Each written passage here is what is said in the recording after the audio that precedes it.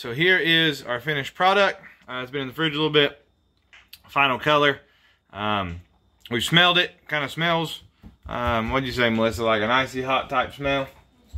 And so I'm going to apply it, and I will let you know here in a little while. I'm going to give it some time because I know that goldenrod takes a little bit. So probably 20 or 30 minutes. And we'll let you guys know what kind of good it done for me. If it didn't do any good at all. If I think it's a waste of time, energy, and all that good stuff. Or if it's actually worth attempting on your own. I once was lost, oh, but now I am found. Was blind, but now I see. Welcome, everyone, to Built on Faith Homestead. Earlier, video I recorded yesterday, I told you that I've been having some back issues, and me and the wife was talking about it, trying to figure out what I could do to kind of help it. And I am out here. I'm going to pick some wild greens, and we're going to make a kind of a homemade icy hot type stuff. But I'm going to get out here and get some greens to help with that. And we always talk about all of this stuff being medicine, and food being medicine, and it is. Dandelion and plantain and wood sorrel and all that stuff, all good medicine to eat, but you can also use it in other ways, and we're going to show you that today. I recorded the hot peppers video earlier today. This is just later in the evening, but it'll probably be Friday before you, Saturday before you see this video. And so we'll get it put out hopefully tomorrow or Saturday, or the day that you're watching this, however this is going to work. But we need to pick some greens, and we'll kind of show you what we're going to pick, how we're going to use it, and we'll let you know if it works or not. This may not work at all. Now, one of the things we're going to use, we've used in a like an arthritis type rub. I don't know what to call it, but we've used it in like an arthritis type rub, and I do know it works for sure. And we had talked about it. I had looked it up, some other things that I know that we can use. We're going to use some greens. We're going to use an oil, and then we are going to, or a fat, and then we are going to use a maybe some essential oils as well. But all of this stuff you probably have at your house anyway.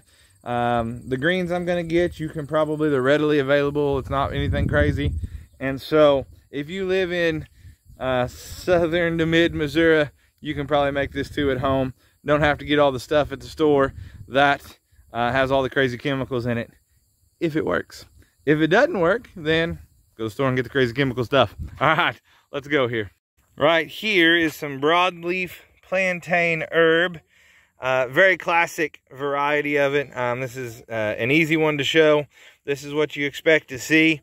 This right here, most of this does not look like it would be very good to eat, but that's okay because I'm not eating it. I'm just going to be making a salve or a muscle rub out of it. And so we will pick some of this to use for our pickings. I want to show you guys real quick. I know I've shown you plantain before, but I realized I just did a video yesterday on lamb's quarter, and we've already done one on lamb's quarter. So, why not double up on this too? So I showed you what the plant itself kind of looks like, something like this here. It's got these little kickers that grow up at the top, and on the back of it, you'll see these veins, almost like celery, going down the back of it here. All of this plant is usable. This is not the best scenario. We got a pop-up rain shower earlier. It is best to do this whenever it's dry. You don't have the dirt and the stuff to mess with then. But that is what you're looking for. This stuff here, you can find better examples for eating purposes. There's actually a pretty good one here beside me. I'll show you. Or making teas or those kinds of things. Here's a fairly decent looking one for eating, and really what you want to eat is the leaves like this here, this here. These can even be roasted like in a pan. Very, very good. Anti-inflammatory. Very good to help you out with your aches and your pains. Also a very good like Neosporin type antibiotic that you can use to help heal wounds and those kinds of things. Once again, not the best example, but dandelion. And for what we're using it for today, this will work just fine. There's also some young plantain right over here. That'd be good for eating. Dandelion is an amazing green that can be used. Here's a bigger one that can be used for all kinds of amazing things. If you do use it in a tea, it does help a lot with colds and those kinds of things. But it also is a diuretic, so it will make you pee a lot. So we'll get some of that in here. We'll wash all this up real good and make our salve out of it. Once again, I'm not eating it, just making a salve. Now I'm making a walk up to get some goldenrod, which is the thing we've used before in an arthritis rub, in a salve that works wonders and really helps a lot. We had some friends of ours use it on a burn, and they talked about how much it helped with that. Works really, really well. I was praying one day about this stuff, and about as we were learning about it, and as we were using stuff for supplementing food, and we were using stuff for medicine like this. And I was asking the Lord, because I am very, very anti-witchcraft and sorcery type stuff, because the people in our nation don't take that nearly serious enough. There is no liberties issue when it comes to that. That is biblically wrong in every level. And so I was worried, like, man, Lord, this isn't getting too close to that kind of stuff, is it? And as I was praying, I felt like this is what the Lord told me. He said, Justin, I have provided for you guys. You guys are always asking me to provide, and it's all around you. Just learn about it and go get it. And then remembering the Bible says, right, that God created herbs of the field for our food and those kinds of things. And this is good stuff, and it's way better than I would say most of your store-bought stuff, but that's just me. I'm not a scientist. All right, show you guys some wonderful looking goldenrod up here. Goldenrod. Now, a lot of people that think they're allergic to this, they may be, but they also may be actually just allergic to ragweed, and you just happen to see this stuff usually with ragweed, or it blooms about the same time. But the goldenrod we're looking for right up here, and we'll put that in our salve as well. That goldenrod, I told you we've used it before, and we have, and it works excellent. But I do want to say this: if you go to making your own goldenrod salve for the aches and pains in your hands, I want to tell you how at least it operates for us, or has worked for us and friends and family members we have talked to that has tried it.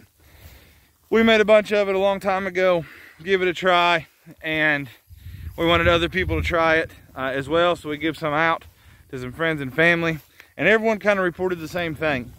You put it on your hands, and in 5 or 10 minutes you're like, man, this hasn't done nothing. Like, my hands still feel like they always did. But then in like 20 or 30 minutes, you're like, oh, my hands don't hurt like they did. Like, it feels a whole lot better. And it takes it a little while to soak down into your skin, I guess, and do what it needs to do. But it does help, and it helps a lot. So we're gonna go inside. We're gonna start to put together this salve, and we're gonna try it, see if it works on my back, see if it helps. If it does, we've all learned something together. And if it doesn't, we have still all learned something together. All I've done was rinse the dirt off the dandelion and the plantain. Need to get some more of the dead leaves off. But I'm just going to give everything a pretty decent little chop here to help release some of the oils and some of the stuff that's in it that actually helps you heal.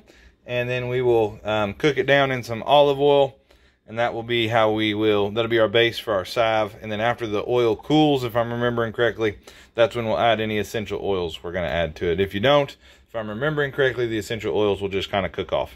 So here's the greens once again: goldenrod, plantain, and dandelion, and we'll give it a shot.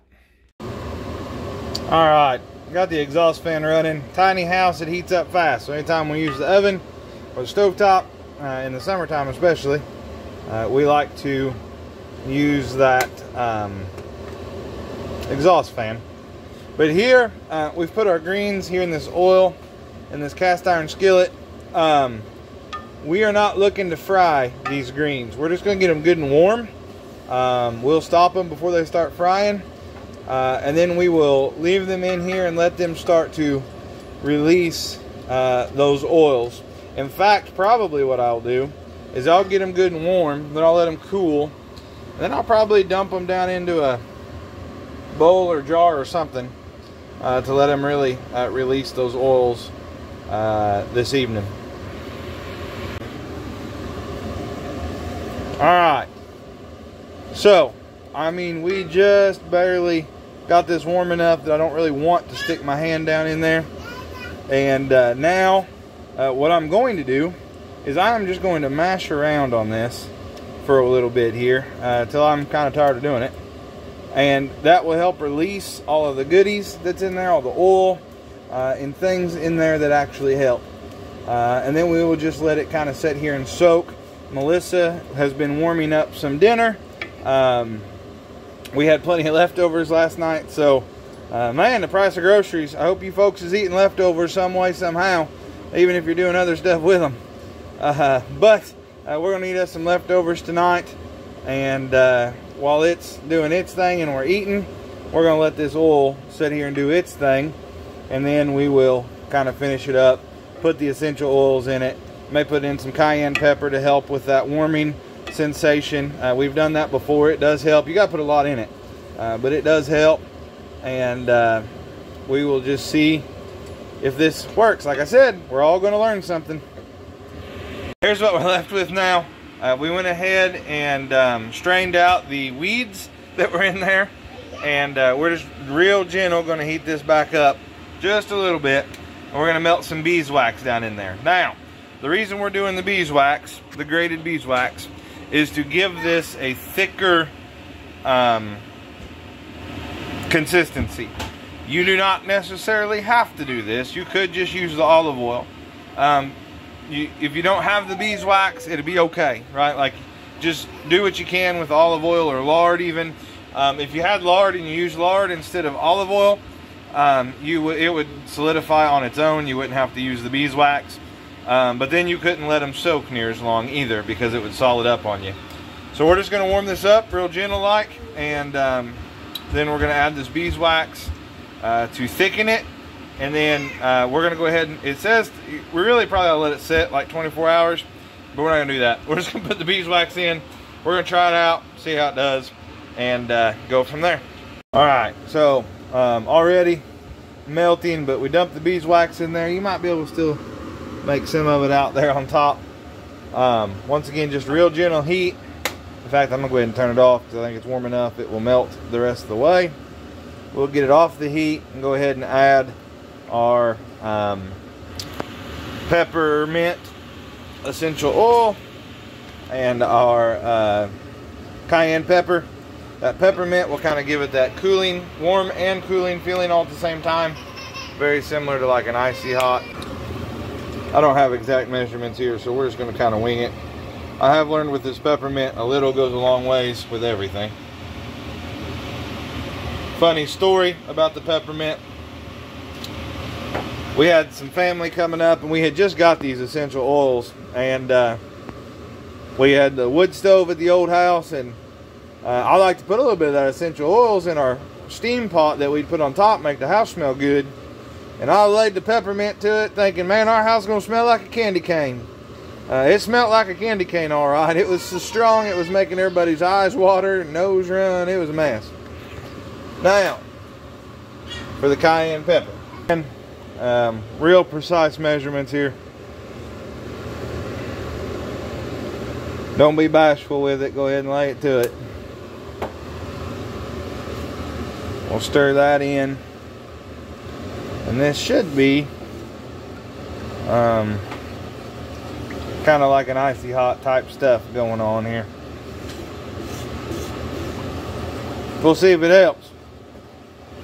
Get it stirred up and we'll dump it into our little jar we're going to put it in and go from there. So here's kind of what we look like freshly poured into the jars. You can see I'm already trying to set up a little bit. I think we'll put one in the fridge. So here is our finished product. It's been in the fridge a little bit. Final color. we've smelled it. Kind of smells, what'd you say, Melissa, like an icy hot type smell. And so I'm gonna apply it, and I will let you know here in a little while. I'm gonna give it some time because I know that goldenrod takes a little bit, so probably 20 or 30 minutes, and we'll let you guys know what kind of good it done for me, if it didn't do any good at all, if I think it's a waste of time, energy, and all that good stuff, or if it's actually worth attempting on your own. It's been a while, probably a couple hours actually, since I put that on my back. Here's the results. It definitely got warm on my back. It was not as intense of a heat as like your icy hots and that kind of stuff. It was slower. It did come and go several times, the heat did. And I will say this, my back definitely feels better than it did. It's still sore, still hurts, but not near as bad as it did before I put that stuff on. So I'm gonna count it as a success. I will say this, do not make this and expect it to be icy hot or biofreeze or whatever, right? This is not that. This will do different things for you. I did get that warming sensation from the cayenne pepper on my back, and it did. It definitely has helped. It doesn't feel as inflamed, and it's not as intense of a pain. I'll put it this way: when I got up out of the chair, I was able to stand straight up. I didn't have to walk around hunched over for 5 or 10, 15 steps before I was able to get straightened all the way back up, which is the first time I've been able to do that in about a week. So, better. Not great, but definitely better. And if it'll work that good, that's good enough for me. That's, and it's not anything I had to buy at the store. Stuff I was able to make here with readily available ingredients that I can go get most of the year, or big chunks of the year. It made several little jars of it that'll last us a long time. And so I would definitely recommend this homemade muscle arthritis, whatever you want to call it, rub. Appreciate you guys watching. We'll catch you next time.